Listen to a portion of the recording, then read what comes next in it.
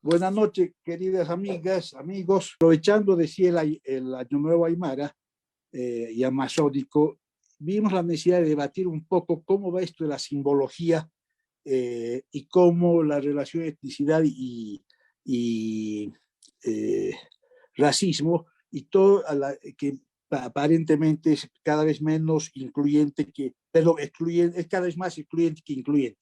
Y hemos invitado a Paula Peña, historiadora, directora del Museo de Historia en Santa Cruz de la Universidad Gabriel René Moreno, que tiene varias obras publicadas y que es un referente sobre la historia de Santa Cruz y el país en el país.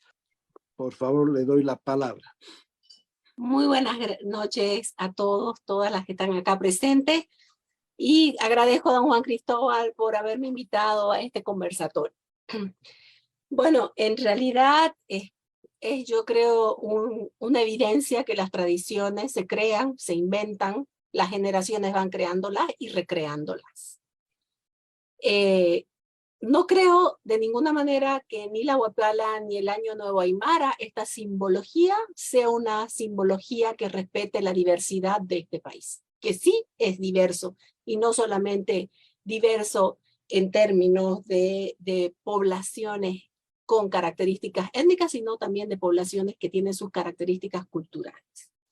No creo yo que Evo Morales haya sido el ideólogo de la etnopolítica que se implementó desde el 2006. El ideólogo fue García Linera, y me basaré en sus textos, especialmente en la potencia plebeya, la acción colectiva e identidades indígenas, obreras y populares en Bolivia. Creo que ese texto es fundamental para poder entender la construcción de la etnopolítica. Para García Linera, los sujetos del proceso de cambio son los movimientos sociales, y los movimientos sociales se crean en los sindicatos.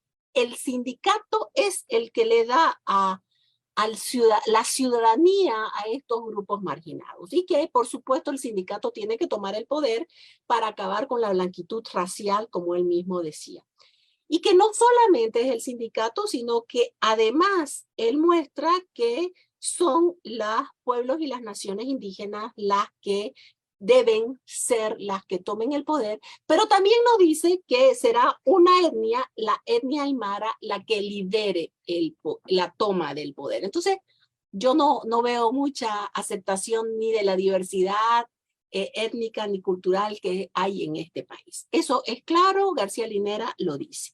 Entonces, la etnopolítica es la base que se comienza a construir a partir del 2006, y evidentemente 17 años después, todos festejan el Año Nuevo. El Año Nuevo Aymara, bien como decías, Gabriela, porque en el 2006 se dijo Año Nuevo Aymara, hasta que el Decreto Supremo 2750 del 1 de mayo del 2016 ya lo estableció como el Año Nuevo Andino Amazónico. Y ahora un gentilicio más chaqueño, porque se dieron cuenta pues que había el Chaco que no es amazónico, por más que querramos que sea amazónico. Sin embargo, no cuestionamos la celebración del solsticio de invierno, que lo celebran todas las culturas agrarias, ¿no? Hasta los masones celebran el solsticio de invierno. Sin embargo, la pregunta que creo que hay que hacerse, ¿de dónde sacó Evo Morales que el año en que él tomó el poder era el año 5514? Él dijo que su abuelita le había dicho que cuando llegaron los españoles era el año 5000. Nadie le preguntó si cuando llegaron al Caribe, si cuando llegaron al Perú, si cuando llegaron al territorio de la actual Bolivia. Simplemente se implementó. O sea, esa descolonización colonizada, ¿no? Porque seguimos con el 1492 en la cabeza. Entonces, creo que la construcción simbólica también es la construcción simbólica de una etnia sobre las otras.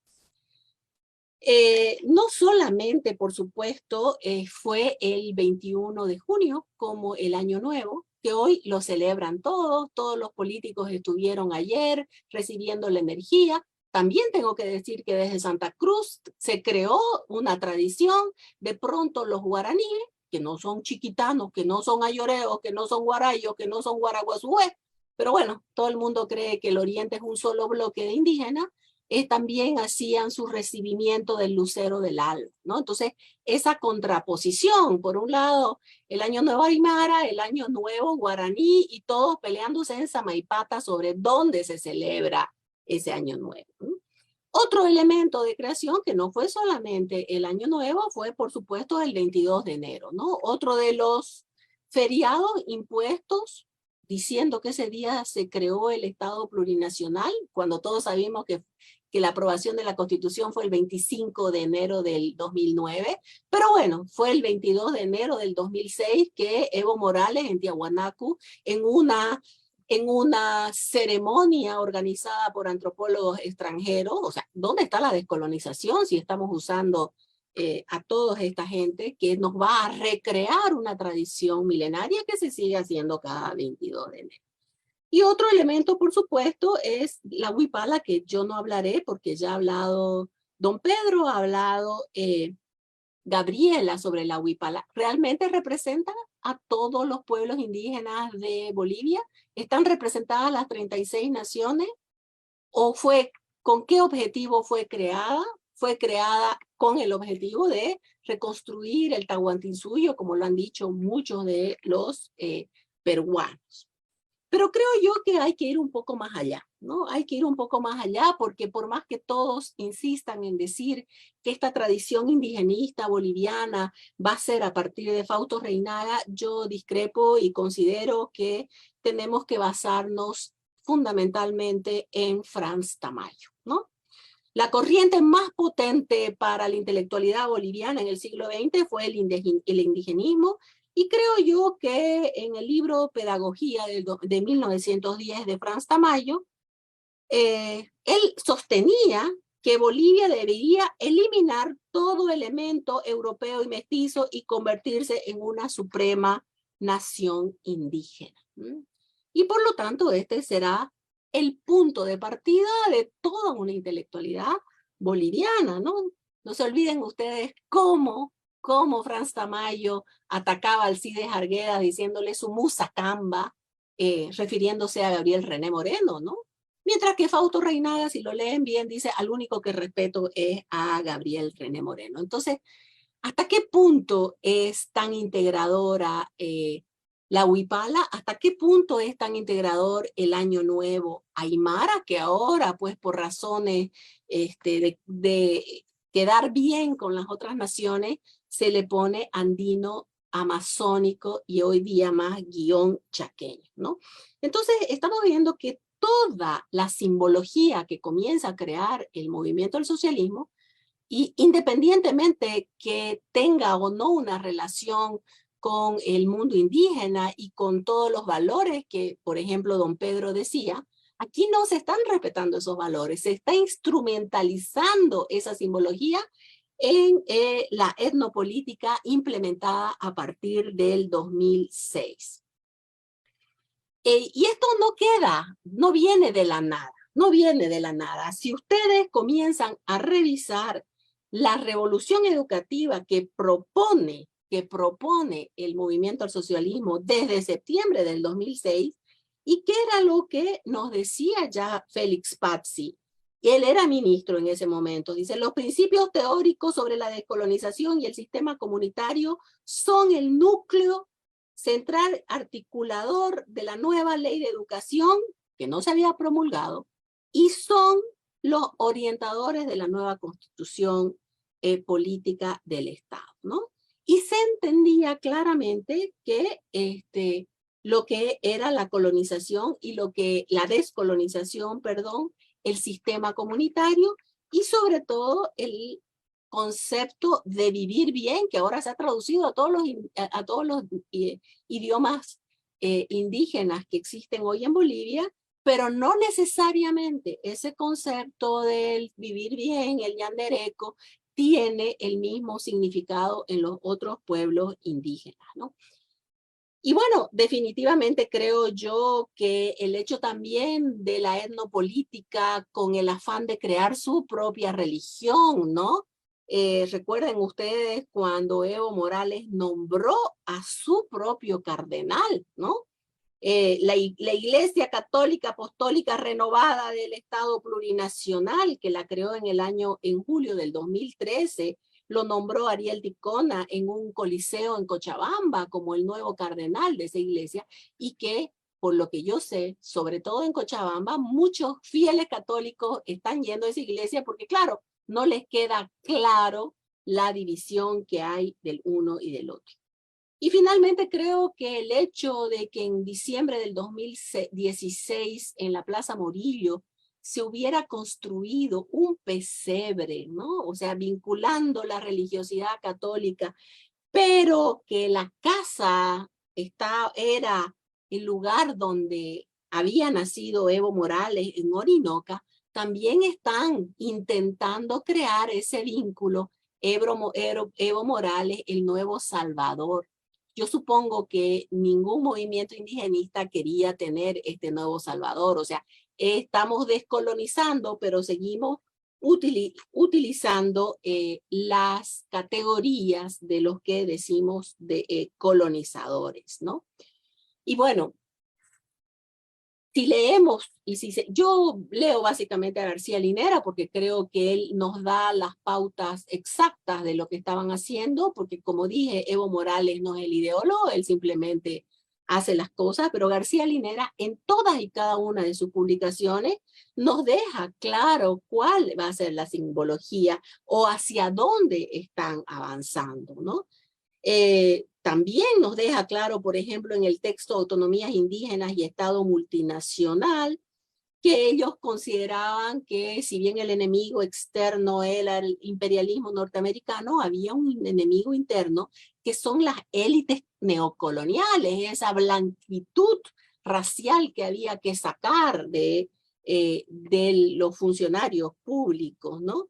Y ahí también él va a plantear claramente que contrarrestaría toda esa demanda autonómica organizando como enemigo interno a la gente del Oriente. Bien lo decía también el Malcus, está publicado en la revista número 3, Tincaso del PIEP, que él no contaba con los aymaras de San Julián, porque ya no eran aymaras, ¿no?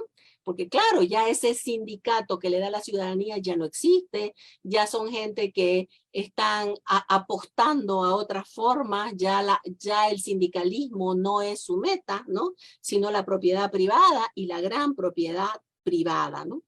Entonces, habría que, o creo que hay que releer todo lo que está planteado. Esto no es que se fue construyendo, sino que se fue imponiendo, y se fue imponiendo y finalmente pues las tradiciones se fueron reinventando, porque cuando lo veo al alcalde de La Paz, en no sé qué lugar estaba recibiendo, entonces él la ha reinterpretado. O sea, aquí estamos viendo reinterpretaciones de esa simbología indígena, respetable, que fue utilizada por la etnopolítica, y ahora los que no forman parte de esta etnopolítica la reinterpretan.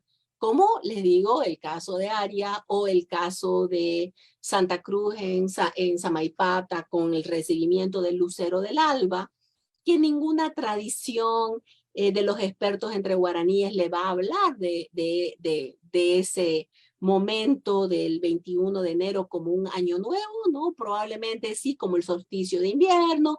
Se lo puede ver también en la Chiquitania, el caso de los yarituses, como el momento de ir a la casa, ¿no? Porque empieza el tiempo seco, ¿no? Pero sí vemos que se está reinterpretando.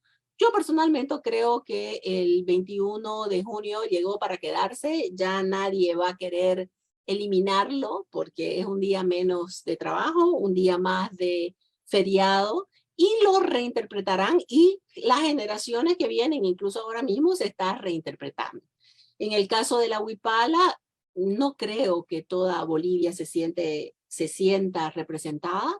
En el Oriente, en esa actitud de contraposición, crearon la bandera de Patucú. Yo personalmente uso la bandera verde, blanco y verde, pero son también intentos para desafiar el poder desde los poderes regionales, ¿no? El Patujú, el Lucero del Alba. Y bueno, el tema sí está en la Ley de Educación Avelino Cignani y Elizardo Pérez, que yo sugiero que revisen ustedes los textos, ¿no?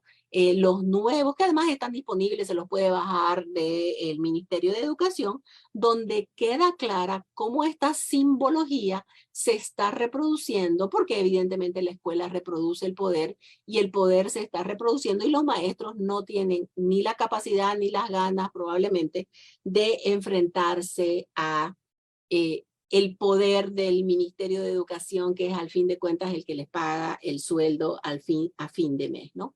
Entonces, básicamente, repensar si realmente nos representa a todos, si la diversidad está representada, o si este uso indiscriminado de la simbología cultural de los pueblos indígenas simplemente ha sido politizado con un afán de dominación a través de la etnopolítica, a través de ese indigenismo, a través del revanchismo, ¿no? El hecho de que Morales nos hubiera dicho llevé 500 años, o a través de esas posturas de que el mundo indígena está en un proceso de reconquista, ¿no? Así como España estuvo 700 años ocupada por los moros y fue reconquistada, pues ahora estamos viviendo un proceso de reconquista del territorio ancestral boliviano, ¿no? Y ahí hay que preguntarse, ¿se están reconociendo a las demás naciones? ¿Piensa lo mismo un guarayo o un guaraguazúe que lo que piensa un aymara? ¿Qué papel están jugando los interculturales cuando están traspolando la población, sobre todo a los territorios de las tierras bajas? Entonces habría que repensar estos temas porque evidentemente me imagino que don Pedro Portugal, como indígena que es, le debe molestar el uso y el abuso de su simbología.